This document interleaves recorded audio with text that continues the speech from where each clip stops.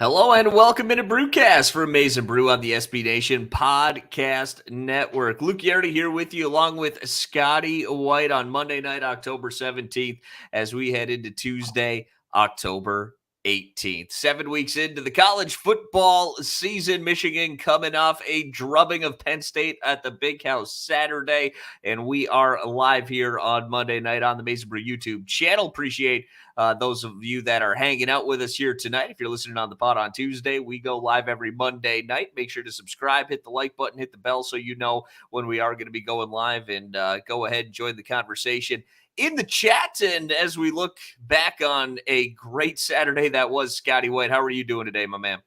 I'm doing great, man. What a game, dude. That was a ton of fun. It was great to be back in the Big House. The only game I've been to so far this year was Hawaii, which wasn't much of a game. So it was a lot of fun. Atmosphere was great for a noon maize out. I was very happy with how the fans performed. It was all around a great day, a great win. And on to the next one. Now we got 2 weeks of the rivalry edition for Michigan State coming up. Yeah, the maize out was pretty good, man. It looked good. On TV, looked like it was a pretty nice day in Ann Arbor. You know, everything kind of came together for that game on Saturday, man. And yeah, it was really a tale of two halves, I guess, at the end of the day. Looking back at it, Michigan, at the end of the day, it was as dominating a performance. 41-17 doesn't even quite do it justice. Like, that was even more than a 24-point game. It felt like could have been a 30 to 40 point game. It was that much, who I can't remember who it was. Was it JJ? I think, kind of mentioned what Harbaugh said in the locker room after, as much of a butt kicking as a butt kicking could get. And that pretty much sums it up. It was really that much of a dominating performance by Michigan, which was very good to see, given the Indiana game, late in the Iowa game, you're kind of like, all right, are they going to start to show us something a little bit here? Are they going to be grinding out a lot of these wins? And then when Penn State come to town, that was what I was really happy with. It was a show your team send or show your teeth send a message type game Michigan played on Saturday.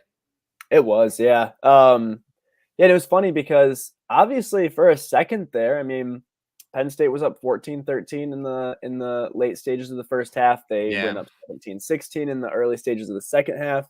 But I really wasn't very nervous. Just watching that game, I'm like, all right, I mean, it's clear here that Michigan's the better team. Couple drives that really should have ended in touchdowns, which still got to get better at that. But it was clear who the better team was. I found myself more nervous during the Indiana game than I was this game when Michigan was losing in the second half to Penn State. But I mean, really, Penn State had Sean Clifford's long run, they had the pick six, and they had literally the best throw that Sean Clifford has made in his entire life on the first drive of the second half.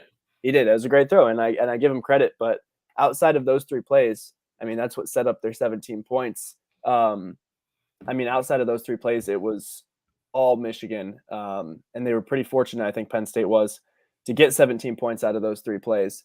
But yeah, I mean, that was about as dominant as it gets for Michigan right there. And like you said, it really could have been like a 30 to 40 point game if Michigan punches in those touchdowns. And a couple, I'm going to call that pick six a little bit lucky. It only hit off two helmets, Right. So yeah, it easily could have been a lot worse. That was the thing. You said you weren't nervous for it. And I understand, like, Michigan was dominating and you expected that to continue in the second half. But like, I was nervous just for the fact that it was one of those stupid games, stupid things were happening.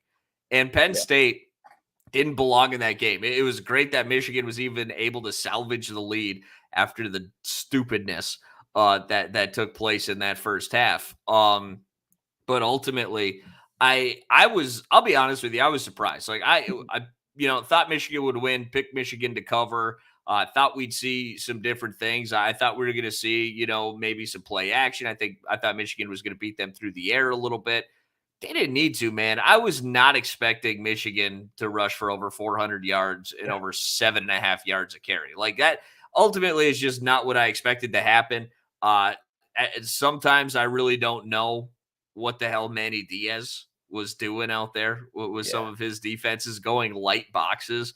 Absolutely baffling against what Michigan wants to do. And got to give the guys, the big boys up front, credit, man. They dominated. They pushed Penn State off the line all game long, and it really was a beautiful thing to see. And when you got guys like Corum and Edwards, man, it's just going to make for a long day for you if you're Penn State. And I think they got really tired in that second half. Yeah, yeah. I mean, dude, honestly, I mean, I picked on the Pick'em podcast for Penn State to cover. I did think Michigan was going to win, and sometimes I can be kind of pessimistic on the podcast, and picking those picks. So I'm happy if I lose my pick, which I obviously was in this instance. But yeah, I mean, I thought Michigan was going to have to open up the playbook and really throw the ball a lot more, and that was just not the case. I mean, JJ threw for, let's see, I've got it up here, 145 yards. It just wasn't needed, and it just shows that this offensive line and this running backs unit picked up right where it left off from last year. And Michigan that's a top 10 team, a top 5, number 5 rush defense in the country that Michigan just dominated with their run game. And last year we heard all year long, oh, Michigan's not going to be able to do this against Ohio State. It's not going to work. But then Michigan went out and it did work against Ohio State. And it worked so well against Penn State that you just got to trust what's going on there. They know how to win games. And we asked a lot during the offseason, is this going to be a run first or pass first offense? And we've definitely got our answer. It is run first, and it is a special group. Very cool from Tyler Field. Said Saturday was my first time in the big house, made the 7-hour trip from Pennsylvania, and it was well worth it. Amazing experience. Very, very cool, Tyler. Glad you enjoyed it at the big house. Looked like it was awesome, man, with the maze out and everything like that. That was better than I expected. Noon kickoff. Thought it was going to be a little bit weird, but at times you could feel that crowd. The players were feeding off that, but especially in the second half after Corum and Edwards ripped off those back-to-back touchdown runs, got Penn State into some bad, down and distance situations there in that second half. If we do want to nitpick a little bit, and most people did kind of touch on this, that we're talking about the game while it was happening. It's the red zone efficiency that still continues to be a bit of a problem for Michigan. The first couple of drives you get down there and you don't score touchdowns. JJ misses the easy one to Edwards. Almost certainly would have been a first down, if not a touchdown. You have 2nd and goal from the 2. You go backwards, try shovel pass. Doesn't work, and it's 6 points. Then you make it 13-0, but the fluky stuff happens, and you find yourself down 14-13, even though Penn State's got 1 first down in the half. Didn't matter with Penn State because the way that game was going, Michigan was going to dominate it, right? Like they had the entire time of possession. That Penn State defense was out there for so long in the first half that there's no way that they were going to be able to sustain themselves in the second half of that football game. But as you play some better competition, particularly, looking down the line and talking about that game against Ohio State, you're going to need to convert touchdowns. The one game that Michigan lost last year in the regular season was the Michigan State game, in which they did not have very good red zone efficiency. They settled for field goals multiple times in that game, allowed Michigan State to stay within striking distance, particular being, 16 points towards the end of the third quarter, where they just needed 2 possessions with the two-point conversions to go and tie that game up. Whereas Ohio State, they scored touchdowns, at some point. And we kind of thought maybe JJ was going to be the remedy for that, right? Like his mobility, his willingness to take chances, throwing it into the end zone. Maybe that was going to be the thing that kind of unlocked the red zone efficiency. Hasn't really happened all that well up to this point. Good to see Michigan, in the second half scoring some touchdowns, did settle for a field goal in there as well. But that is, if there's one area to nitpick, I think that is most certainly the place where Michigan needs to continuously be better. Yeah, no, I totally agree with that. I mean, I was getting frustrated in the first half for sure, just continuously. So I mean, we talk about this so much. We love Jake Moody, but I mean, he looks so much better when he's out there kicking extra points. And especially against Michigan State, man, I do not want to see him attempt 1 field goal. And I think a big part of it is the play calling just seems to get a little bit too conservative when we get down to the red zone. Obviously, Michigan wants to pound it down the throat, but when the field gets so small like that, I just feel like it's so much easier. The defense just knows what's coming.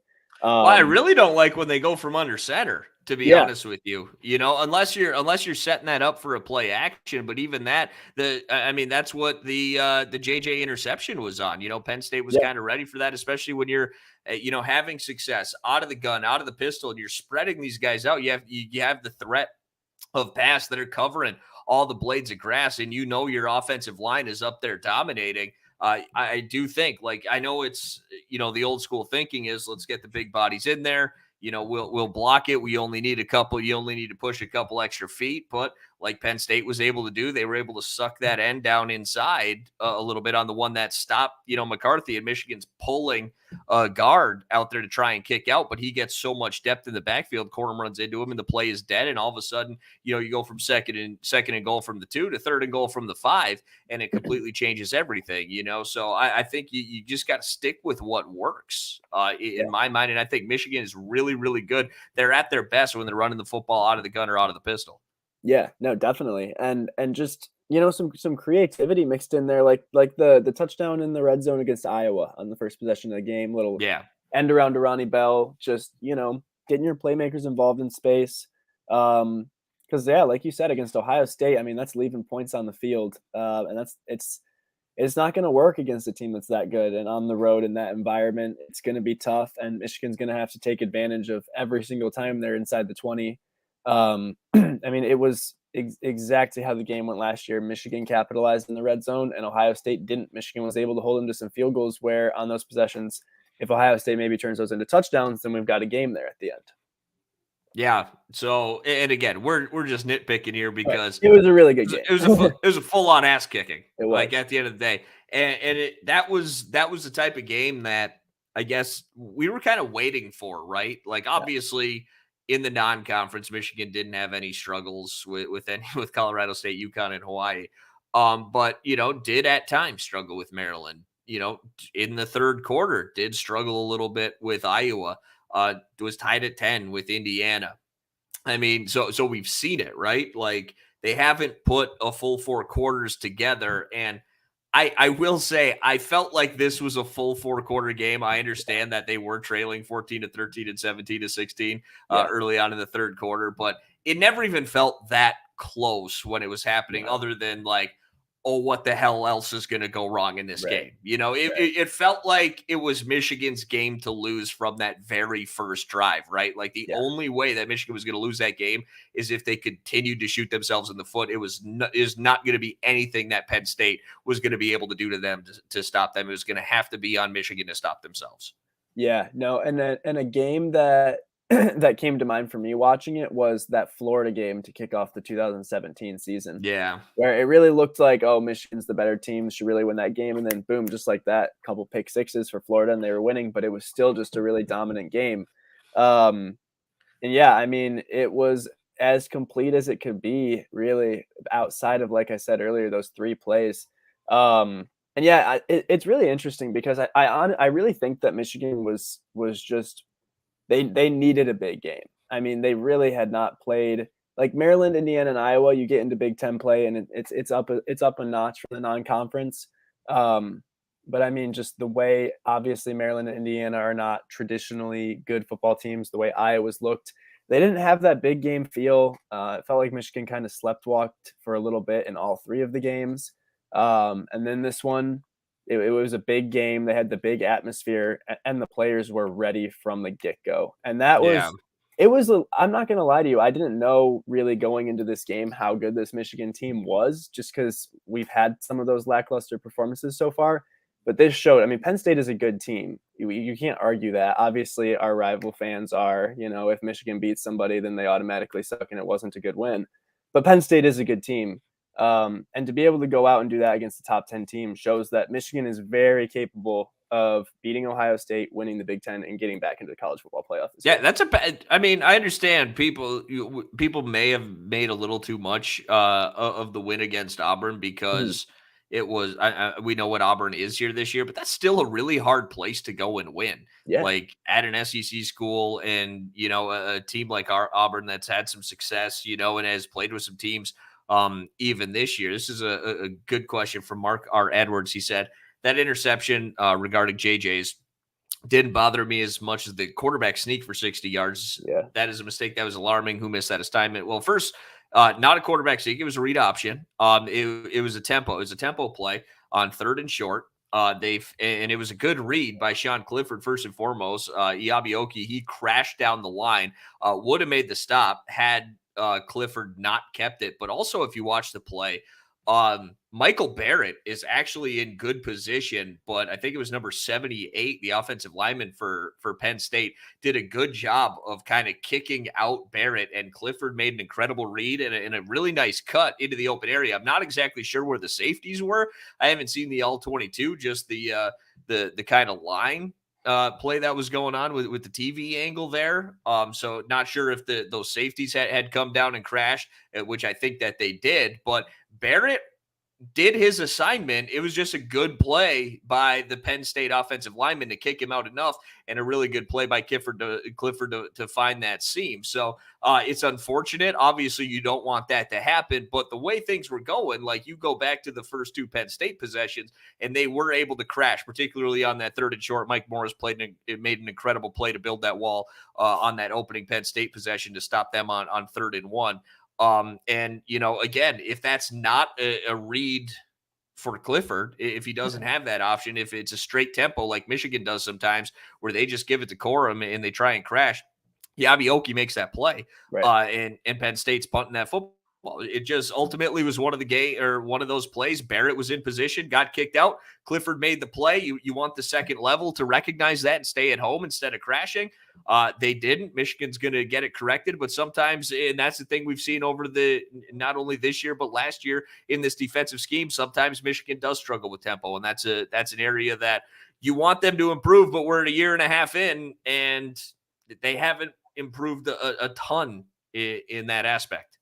Yeah. And I mean, we remember how the Michigan State game went last year. And I would be very shocked if they did not try a similar tactic this year. But yeah, I mean, in terms of like really the only two successful plays that I can really think of for Penn State in that game, there was that. Obviously, you get beat on a play like that every once in a while, but going to the deep pass from Clifford that set up the field goal to make it 17-16.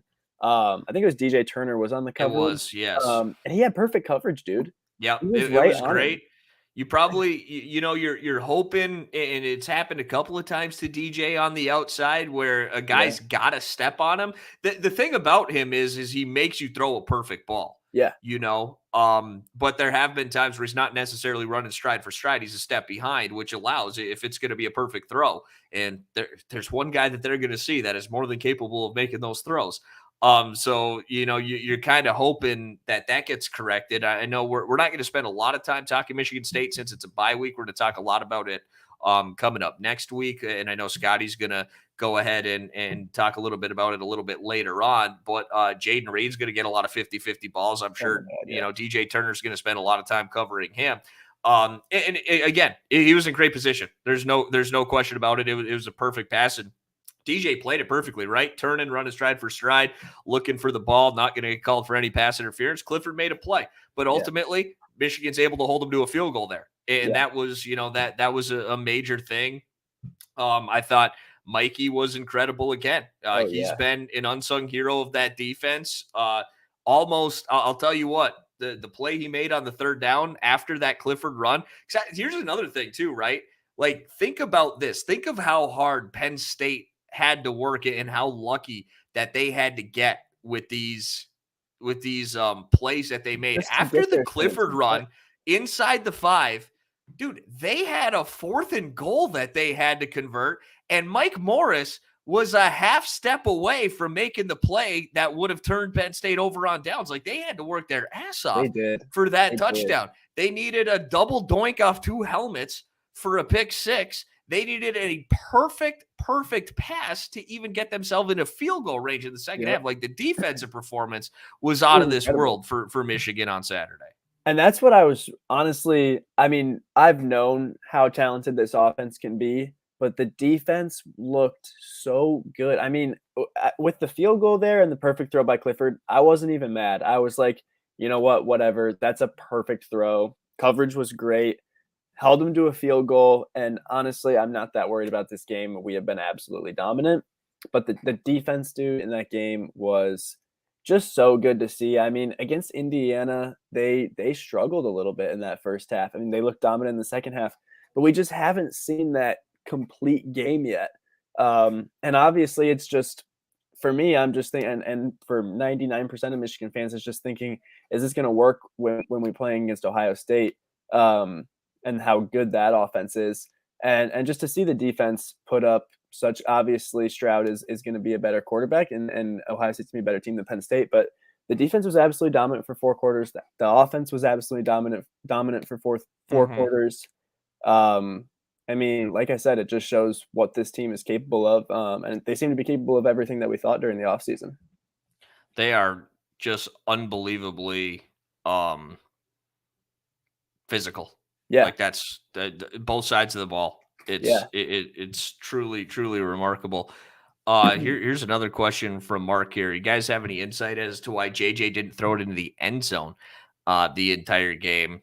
Yeah, I'm not really sure, to be quite honest with you. Kind of thinking back at it, I suppose that is true. I'm thinking back. Well, I mean, they had this play calls set up right. Like if you think back at it, there weren't really that many opportunities. I think the Edwards play was perfect on the opening drive. That would have got them a first down, if not a score. It just wasn't a good throw by JJ.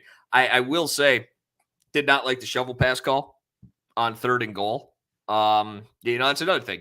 You have a nice run on the 1st and goal play on the second drive. You get down to 2nd and goal from the 2. You think you're going to be able to use your physicality and get it into the end zone. Like, it is what it is. I would have liked on that, if there's any play for that one, the insight here as to why JJ didn't throw it in the end zone was, well, that wasn't what the play was designed for at the end of the day. And I would like probably to see a different play call. Though we're sitting here being like, God, Matt Weiss, Sharon Moore, man, what geniuses to call that play there if it works, right?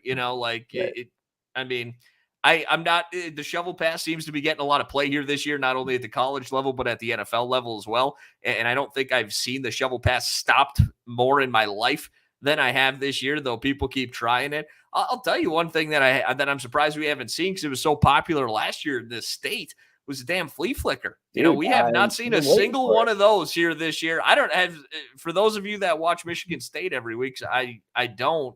I tried to watch a little bit against Wisconsin. Have they tried? Because that was a big one too, right? Yeah. I mean, I suppose with Kenneth Walker, and that's your pretty much entire offense, like that makes a little more sense. But Michigan's running the hell out of the football. I mean, Hassan Haskins was always the toss back guy, though. Are we not trusting Blake Corum or Donovan Edwards for the toss back? Can they not complete that little lateral or what? Yeah, dude, I keep looking for that. And I'm really interested to see the play calling for Michigan State, just because last year that was really the one game where Michigan went with the pass first attack, and Michigan State has the same weaknesses. But I mean, this week, like the whole entire week, everyone's saying this is going to be where we see JJ throw the ball, and that was, I think, his lowest yardage of the year, and 418 rush yards. I mean, I just did not see that coming. Urban Meyer said before the game, man, I guarantee you this Penn State defense shuts down the run game. He could not have been more wrong. So I don't know if Michigan's ever going to need to run a play like the flea flicker when they've got the offense that they're doing right now. But I'm really interested to see how it goes against Michigan State, just because that's the one game they did it last year. So gotta say, man, he threw some dimes on Saturday, though. Yeah, he made some really nice throws. He had the one to Ronnie at about midfield on the rollout. He's so good. That's another thing. He is so damn good rolling out. He is. And it's just they don't do it a lot. And I understand the interception was on a rollout too. Don't dig it up and be like, you could stitch it. But I mean, he's really good. He is so good on the rollout, and they don't do it all that much. Maybe we'll start to see it. And again, we haven't seen a ton of play action. But again, if you're run for 418 yards, like at the end of the day, if it starts working, you're just going to go with it, right? You're not going to force doing something, just because you want to do it, right? Or you want to establish it. Like if Michigan's averaging 1.5 yards a carry, they're going to eventually have to abandon the run to a certain degree, and they're going to start throwing it. So if you're averaging 7.6 yards per carry, and even, without the Edwards and Corum 60+ yard runs, like they were still having a ton of success. Success rate was huge on the ground, open holes all day long, and they're able to move the football up and down the field. You're not going to abandon it, and maybe there was, because Penn State's run defense was so much better than their pass defense coming in. I'm wondering if there was a plan to get JJ throwing the football a little bit more, and then they were like, well, if these guys aren't going to be able to stop us on the ground, let's go ahead and just keep giving it to our horses, which I totally understand. And you go up, you win 41-17, and you're 7-0 head into the bye week. Yeah. And we talked about it a little bit on last week's show too, and now getting through that game against Penn State, which obviously nobody in this program is looking past Michigan State. Nobody is. It's a rivalry game. You toss the records out the window. I'm expecting a good game, but Michigan State's 3-4. Then Michigan has Rutgers, Nebraska, Illinois, who somehow, dude, they could be a top 15 team and sitting at 9-1 when they come to Ann Arbor. But at the end of the day, these are 4 games that Michigan should not. I mean, those are 4 teams that Michigan really should beat handily, all of them. And Michigan could get into that Ohio State game with literally putting just about nothing on film for them. Right. So it's really interesting. I mean, I'm not trying to look ahead at all. Like I said, no one's looking past Michigan State. I'm going to be a nervous wreck no matter what's happening in that game. But you just have to think about who Michigan plays before Ohio State, and it really they could pull out nothing that we've seen all year in that last game. They really could. Absolutely. Updates on Michigan injuries, not really. Other than I probably wouldn't expect to see Eric All this year. From what I've heard from someone, I have nothing breaking to report on that or anything. Just probably wouldn't expect to see it. Other than that, I mean, Barnhart I think played well at right tackle. Hoping Trente Jones, does get healthier. And we'll see what happens. But I thought Barnhart, I mean, that offensive line, what can you say? At the end of the day, I mean, they were spectacular. I think Jamon Green's going to be okay, ready to go. It's nice you got the bye week, heal up some boo-boos and get ready to go. And Scotty, for those of you that don't know, Scotty's going to be out a couple of weeks here, beginning next week. So I'm going to let him give his thoughts on Michigan State. We're going to talk more about it, go a little more in depth in next week's show. But before Scotty goes, going to let that happen. Before we do, got to let you know, Brewcast, thanks to our friends at Manscaped. It's fresh ball fall or winter for me up here in the UP, man. We got dumped on with Winter snow. storm warning. Oh my God, it's an absolute mess up here. But it's still fall. It's still football season. Manscaped's here to help you out. Trim it with ease, because you got to keep the trees trimmed even when the leaves are falling down. And we've got you ready with the Platinum Package 4.0, and we are going to get you 20% off and free shipping anywhere. All you got to do is head to manscaped.com and enter the code MNB20. That's MNB20 at manscaped.com, and you can join the 6 million men worldwide who trust Manscaped. Get your Platinum Package 4.0 today. All right, Scotty, before we head out of here, man, give us your thoughts on Michigan State coming up in a couple of weeks. Yes, sir. Like Luke said, I'm going to be out of town for the next few weeks. I'm going to Europe. And the game announced today is at 7:30. So what's the time change there? Yeah, I'll be in Paris that weekend. So it'll be at 1:30 a.m. start, which actually works out great for me because if I was trying to watch that game during the day, my girlfriend would kill me. So this works out well. She'll probably just go to sleep and I can watch the game. But yeah, I'm not going to go in depth or anything here. I just want to share my thoughts real fast. I mean, I hate Michigan State a lot. I love all my friends that go there. Don't get me wrong. But their fans, I don't like them. I like the school. They remind me a lot of mosquitoes, honestly. They're always, you go on a camping trip and you're thinking it's going to be a lot of fun and you're not really thinking that much about the mosquitoes. And then you get there and they're just like buzzing in your ear. You got to swat them away. They're annoying. And Michigan, even when they're the better team, last year, 2015, Michigan is just so clearly the better team.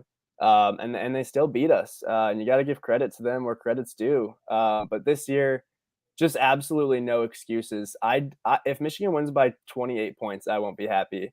I want Michigan to win this game by 40. I mean, Michigan State's down. They are down right now. And sadly, we've seen, I mean, Michigan was a 24-point favorite back in the 2020 game and still lost that game. So yeah, I mean, there's no excuse this year. There's no excuse any year. They should never beat Michigan. And yeah, this it needs to change now because they should not be on the same level as Michigan. Like I said, I want to see a 40-point win. I can't wait. I think Michigan's going to win. But that's the thing about these Michigan State games, man. I'm going to be a nervous wreck that whole day, no matter what. And if Michigan's up by 3 touchdowns in the fourth quarter, I still will be.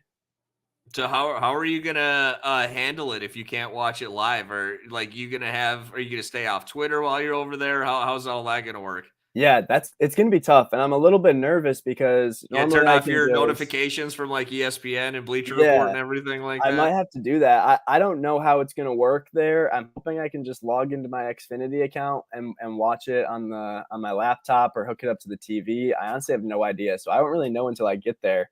But yeah, if I can't watch it, dude, I don't know. I don't know what's gonna happen.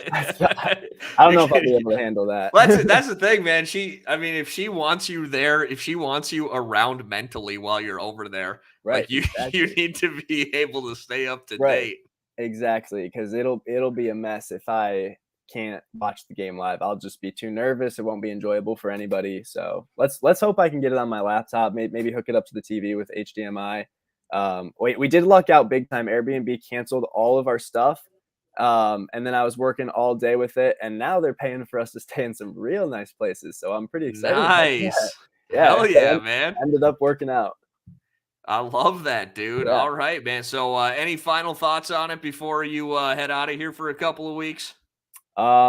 Just go blue, beat State, win by 40. That's all I got. I love it. Well, Scotty, we'll I think we get you back week leading up to Ohio State, something like that. Nice, man. Yeah. All right, man. That's going to be fun. Well, I know the tweeting might be a little more sparse than it is right now while you're over there, but where can we find you? You guys can give me a follow on Twitter at ScottyWhite_. I'll be taking a little bit of a break from Brewcast. I'll still send my picks in for Pick 'em Pod, and I still will be writing some stuff while I'm over there. So you can give me a follow there. You can find me on Twitter at Luke Ghiardi, LUKEGHIARDI. Thanks to everyone who hung out on the Maize n Brew YouTube page here tonight, as we do every Monday night. Loved your questions. Loved you guys engaging with the show. For those of you listening on the podcast, you can come hang out with us on Monday nights on the Maize n Brew YouTube page. Make sure to subscribe. Hit that like button for us. We definitely appreciate that. Give us your thoughts by subscribing, rating, and leaving reviews for all of our podcasts as well across the Maize n Brew podcast network, wherever you get your podcasts. Whole lot of fun here tonight recording Brewcast, and excited to be 7-0 going into the bye week. And next week, it's going to be all looking ahead to Michigan State. For my partner, Scotty White, I'm Luke Ghiardi. We'll see you next week on Brewcast.